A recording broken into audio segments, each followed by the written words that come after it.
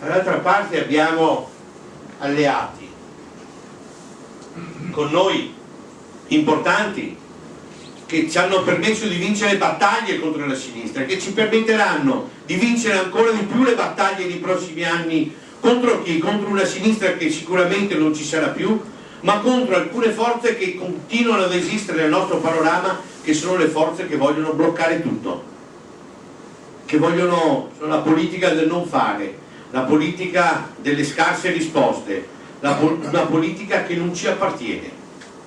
A questi amici, agli amici della Lega, possiamo semplicemente dire una cosa: andiamo avanti ancora insieme, abbandoniamo le zavorre anche dei rapporti personali, abbandoniamo le zavorre che hanno in questi tempi fatto sì che molte amministrazioni andassero nelle mani della sinistra.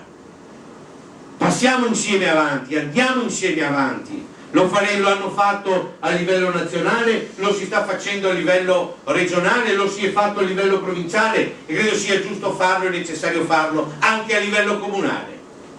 Con dei sacrifici, certo, con dei sacrifici importanti. Noi abbiamo sul livello provinciale ceduto il passo sulla presidenza all'amica Zaccariotto, avendo una persona di primo livello come Mario Dalla Tor che poteva legittimamente ambire a fare il presidente.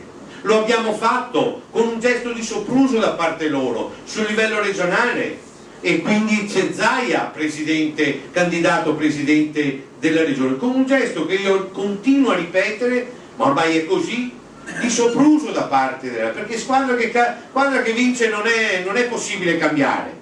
Una squadra che vince va implementata in alcuni elementi, ma non cambi né l'allenatore né il capitano della squadra.